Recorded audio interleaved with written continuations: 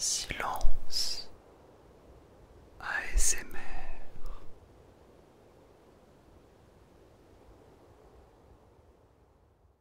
Bonsoir tout le monde, j'espère que vous allez bien.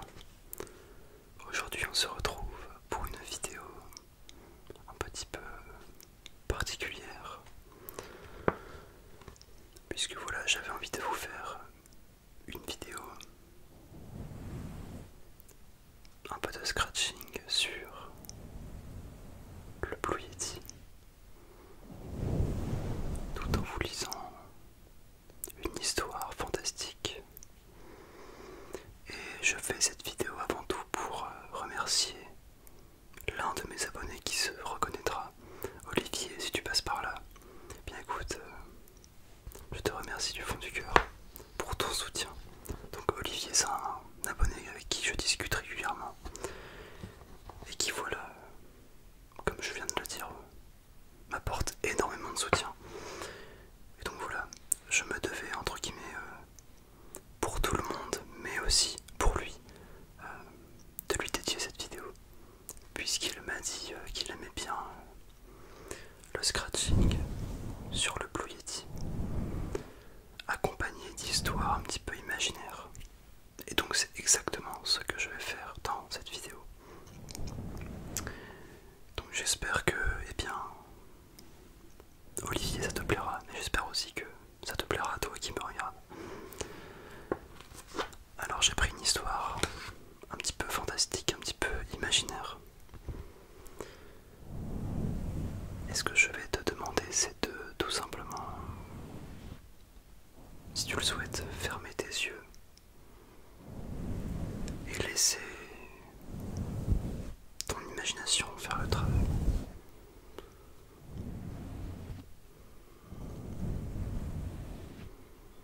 Si tu es prêt, nous pouvons commencer la petite histoire.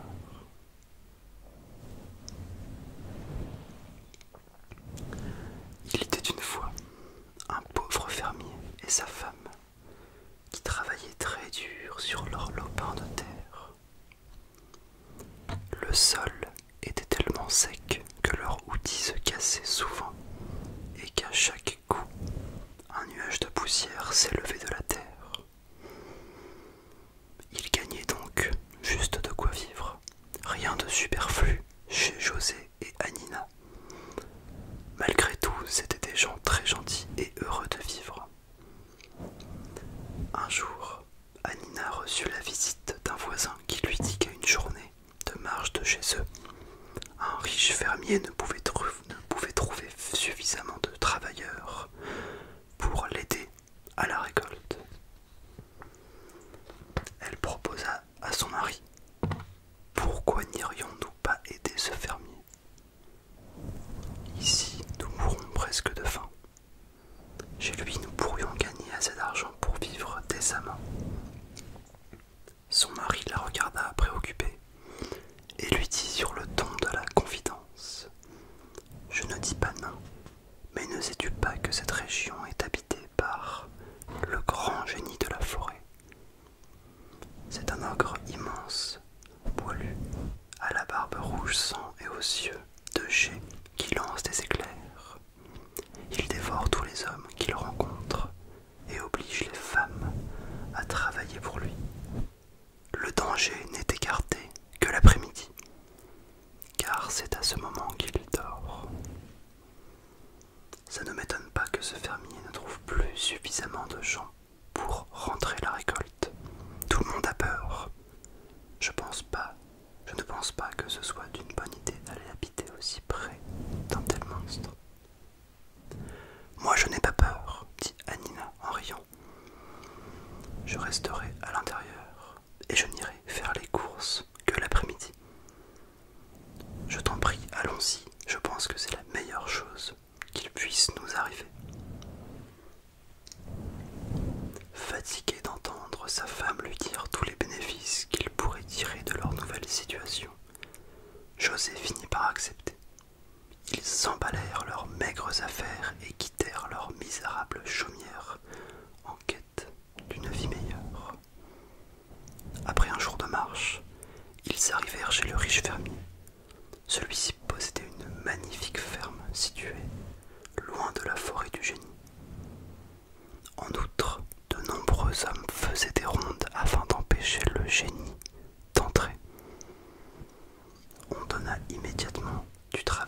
José au champ, et le fermier leur indiqua une maisonnette à l'orée de la forêt, où ils pourraient habiter.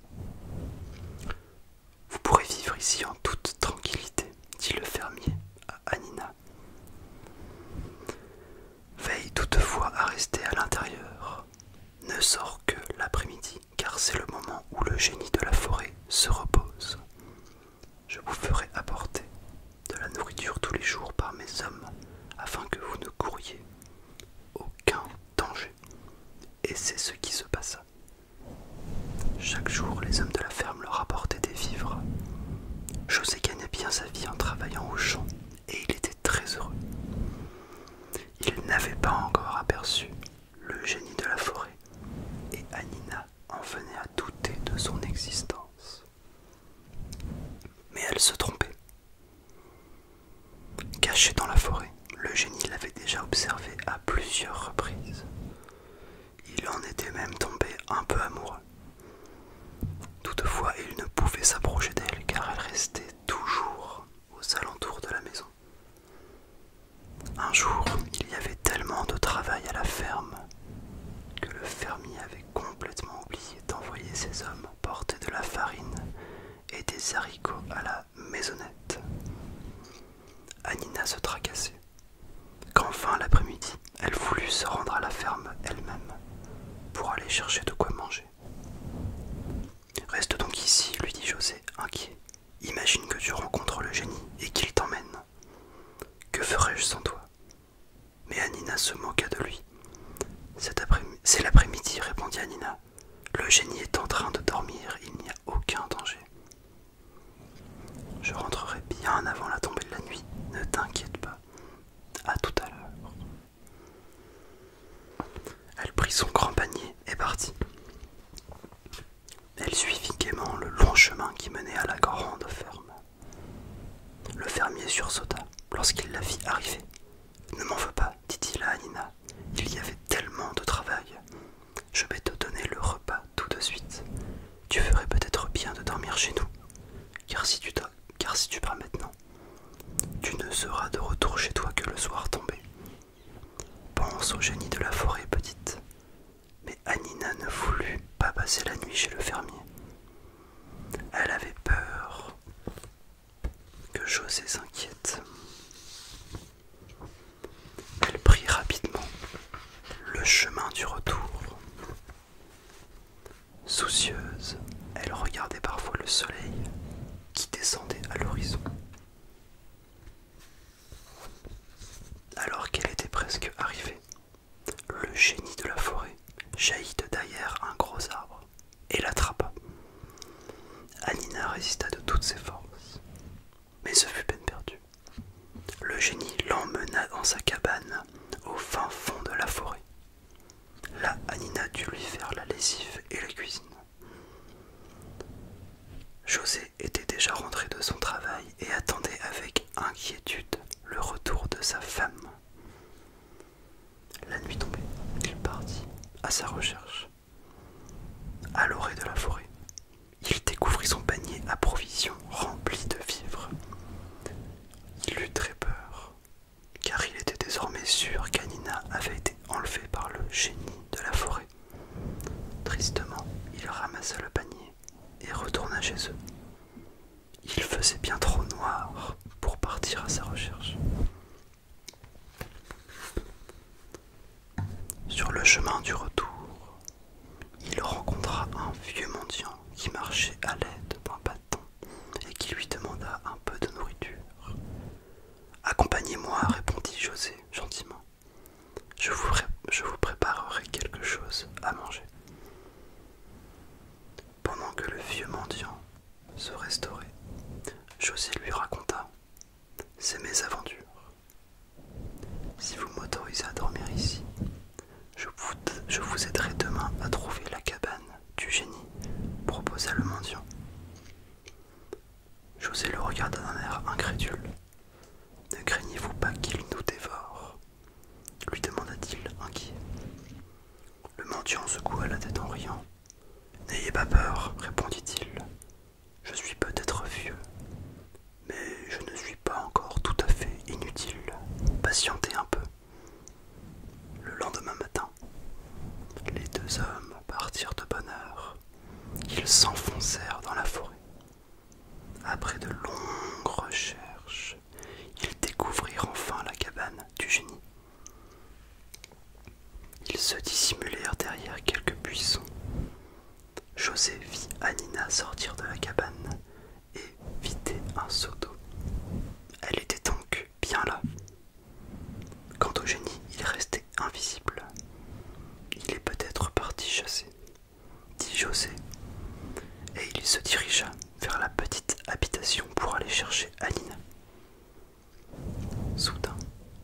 génie jaillit de derrière la cabane en poussant un cri assourdissant.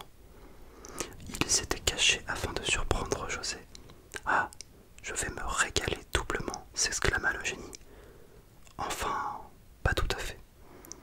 L'un des deux est tout rabougri. Il saisit les deux hommes de ses mains poilues.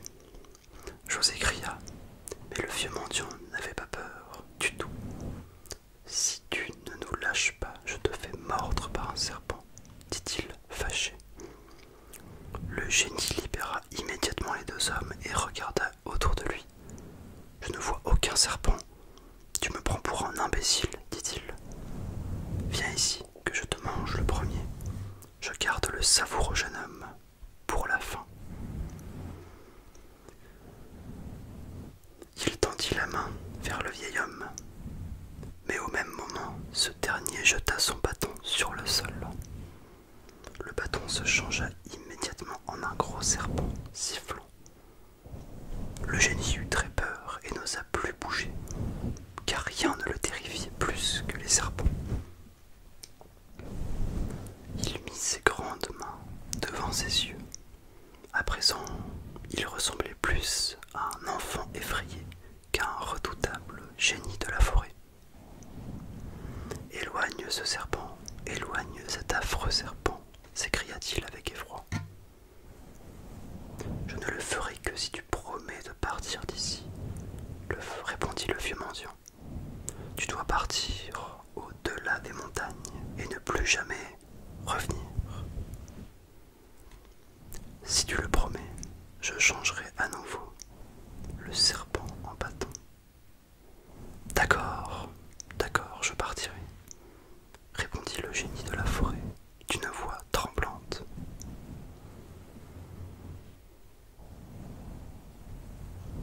Le vieux mendiant sourit. N'oublie pas, le prévint-il, si tu reviens importuner ces pauvres gens, je t'enverrai 10 de ces serpents. Il prit le serpent par la queue et celui-ci se changea immédiatement en bâton. Le génie fit rapidement son baluchon tout en pleurnichant. De temps en temps, il jetait un coup d'œil effrayé au vieux mendiant, mais celui-ci se contentait de l'observer calmement.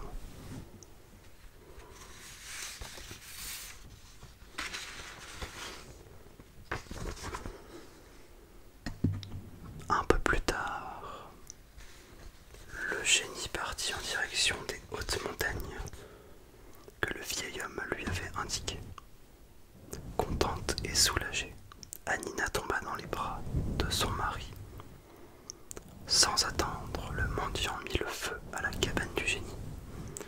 S'il se retourne et voit la fumée, il saura qu'il n'a plus de maison et qu'il ne peut donc plus dormir ici, expliqua-t-il.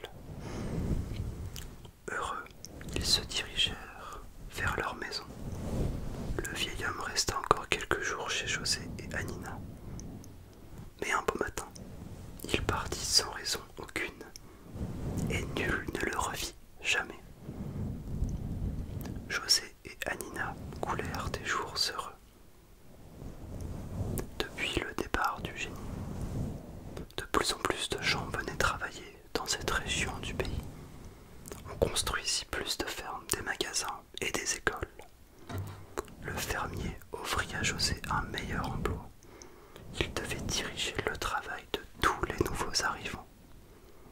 Le fermier le payait bien, car depuis qu'il avait suffisamment de personnes pour cultiver la terre, il gagnait assez d'argent pour payer à ses employés un bon salaire.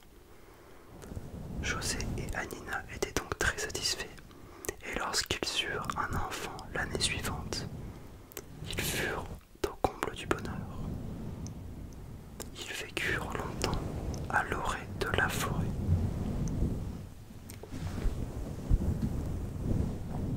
Fin de l'histoire. Eh bien écoutez, c'est une histoire qui termine plutôt bien. J'ai fait le choix de... dans la sélection de l'histoire, j'ai vraiment fait le choix de lire seulement les premières lignes.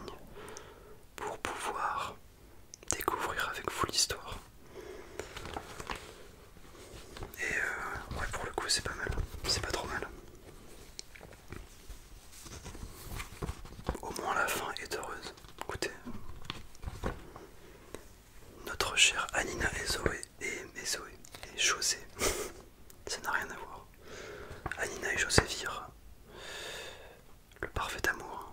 Donc c'est parfait, écoutez. Tout est bien qui finit bien. J'espère que cette